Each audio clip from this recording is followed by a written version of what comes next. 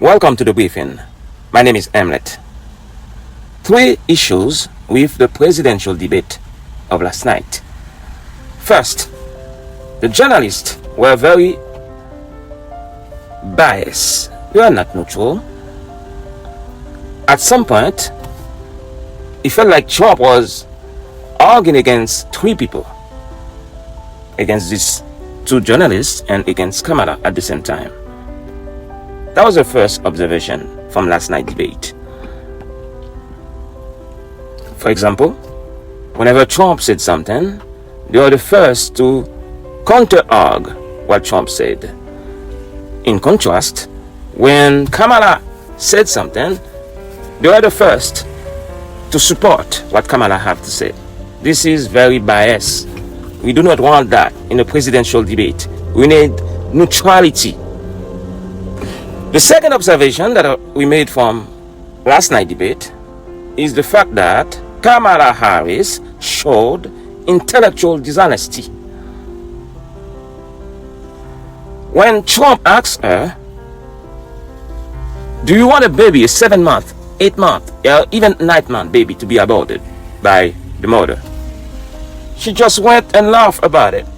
She couldn't say yes or no, as if she's against that. But we do know that Kamala Harris' policies are in support of that. So meaning, she could not even address the question of abortion in proper terms. And the worst is, she went to say, nobody can say to a woman what to do with her own body. This is what we call intellectual dishonesty. Because even without a baby, a woman cannot do whatever she wants with her body. Even without a baby, even without being pregnant, a woman cannot do whatever she wants with her own body. Because it is illegal, for example, to practice what we call mutilation. It is illegal in the States to do mutilation in your own body. So even without a baby, someone cannot do whatever she wants with her body. So why she came up, I'm sorry, with this line of argument to say we cannot say to a woman whatever she want to do with her body. This is not true. This is simply not true. And I'm glad that Trump pressed her on this question, on this issue. The third observation, and this is one of the most important observations from last night's debate, is the fact that when it comes to the Russia-Ukraine war, the journalist framed the question as if it was nothing. He asked, if I remember, will you guys or will you candidates want that Ukraine win this war? Will you want that Ukraine win this war? Ladies and gentlemen, here's what this journalist is saying. It comes with a presupposition, as if Ukraine can win this war. But we do know that for Ukraine to win this war, it demands the involvement. It demands the participation of NATO. It demands the participation of these strong nations to come over and to join forces with Ukraine and to go against Russia. And that basically means World War III. But he didn't say that. Because if you are too emotional about that, if you cannot dissect basically what is at stake right there on this question, we will take that this is an easy question. No, it's not an easy question. It's very loaded with a strong presupposition, which is going to war. Do we want that? No. And actually, I think that Trump was very, very coherent on this by saying all that he wants to make peace with Russia.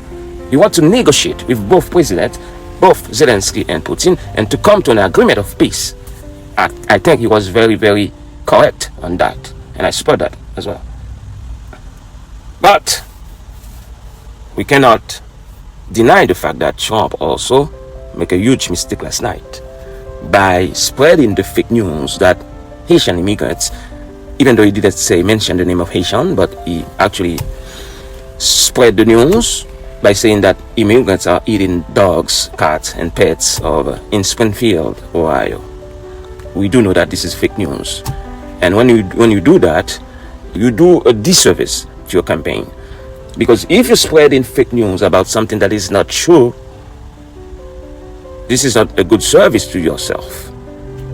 So a part of that, I will say that the debate was not that interested when it comes to addressing the core, the very core issues of this nation. Too much distraction, too much ad hominem arguments. What is an ad hominem argument? Is the fact that when you are asked to answer a question, you just escape the answer and you go against the person. And whenever you have ad hominem arguments, you can be sure that it is not a good debate. It's just a distraction, a waste of time. I don't want to say that was a waste of time, the debate of last night, since there's some good insight that we can take from it. But overall, I'm not fully satisfied by what I witnessed last night. Ladies and gentlemen, thank you for watching or for listening. Let me ask you now to subscribe to this channel. As you know already, this is the briefing and analysis of current events from a Christian worldview. And speaking of Christian worldview, I like to tell you that the earthly government cannot guarantee our well-being, our full well-being here. We need to make peace with God through His Son, Jesus Christ. Only Him, even though we are facing difficulties, only Him, even though we are facing political turmoil, can give us peace. Peace. Peace. Not only an earthly peace, but also a guarantee to give us peace, an eternal peace. But do you know Him? Do you know Him? Do you know Him? I'll invite you to make peace with Him today as we are closing this episode. Bye.